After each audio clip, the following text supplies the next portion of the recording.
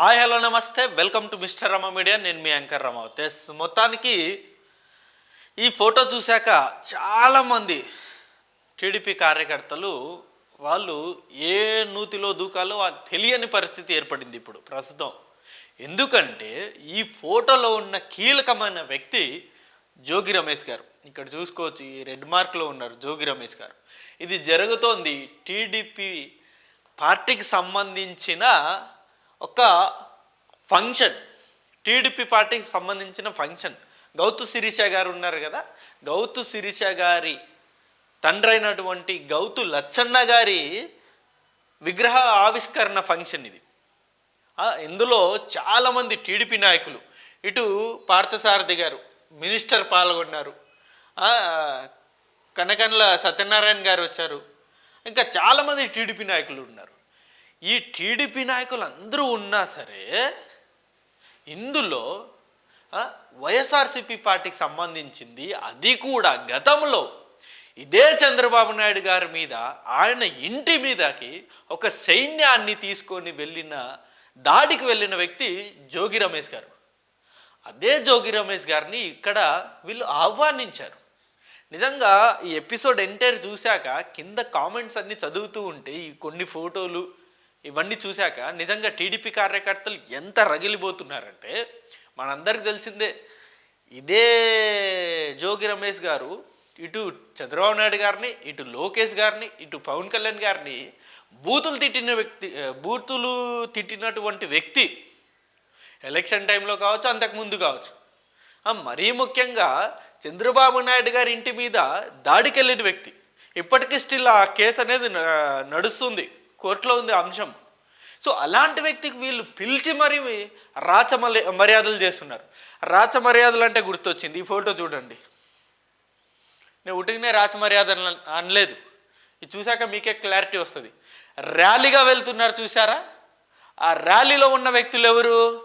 పార్థసారథి గారు ప్రజెంట్ మంత్రి, శిరీష గారు ఎమ్మెల్యే, అండ్ ఇటు జోగి రమేష్ గారు మాజీ వైఎస్ఆర్సీపీ మంత్రి.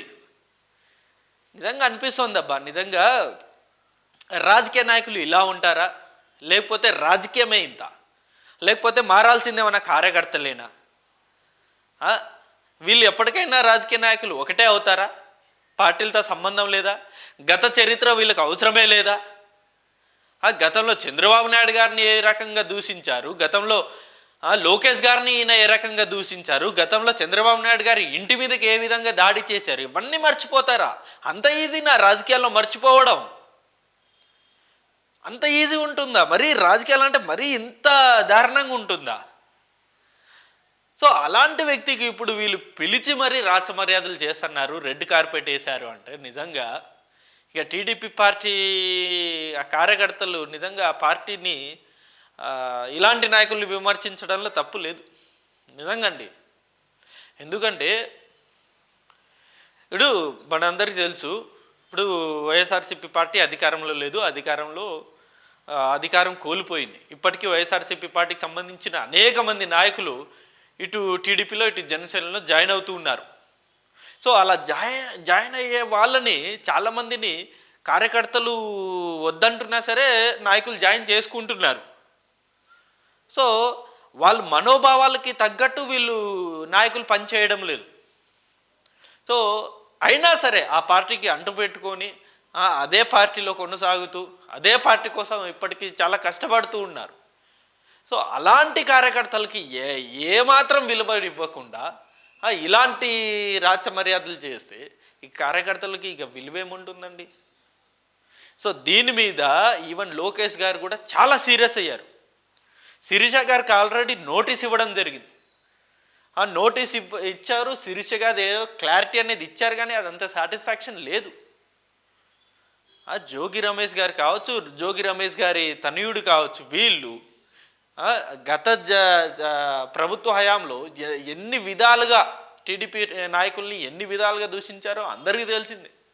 కానీ వీళ్ళనే ఇవాళ పిలిచి మరి మర్యాదలు చేస్తున్నారు. దీనికి సంబంధించి ఈవెన్ జోగి రమేష్ గారికి కూడా వైఎస్ఆర్సీపీ అధిష్టానం నోటీస్ ఇచ్చిందని అయితే చాలా స్పష్టంగా అర్థమవుతుంది. అండ్ వైఎస్ఆర్సీపీ పార్టీ కూడా అంత ఈజీగా వదిలే అంశం కాదు ఇది. ఎందుకంటే ఇది ఒక అఫీషియల్ పార్టీ మీటింగ్, పార్టీ కార్యక్రమం. ఈ పార్టీ కార్యక్రమంలోకి వైఎస్ఆర్సీపీ పార్టీకి ఎలాంటి ఇన్ఫర్మేషన్ లేకుండా వెళ్ళడం అంటే నిజంగా వైఎస్ఆర్సీపీ పార్టీకి ఒక రకంగా ఇది డ్యామేజ్ కలిగించడమే. అంటే ఏం సందేశం ఇస్తున్నారు? వైఎస్ఆర్సీపీ పార్టీలో నేను లేను, నా దారి వేరు అని చెప్పేసి వైఎస్ఆర్సీపీకో లేకపోతే వైఎస్ జగన్ గారికి మెసేజ్ ఇస్తున్నట్ట, లేకపోతే త్వరలో నేను టీడీపీలో జాయిన్ అవుతాను అని చెప్పేసి ఇటు టీడీపీ వాళ్ళకి ఇన్ఫర్మేషన్ ఇస్తున్నట్ట.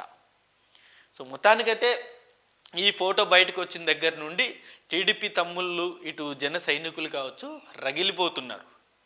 ఇలాంటి వాళ్ళ మేము గెలిపించింది అని చెప్పేసి ఇప్పటికీ బాధపడే పరిస్థితి ఏర్పడిపోయింది. సో మరి శిరీష గారు లేకపోతే పార్థసారథి గారు వీళ్ళు తెలిసి చేశారో తెలియక చేశారు, కానీ ఇప్పుడైతే అధిష్టానం చాలా సీరియస్గా ఉంది.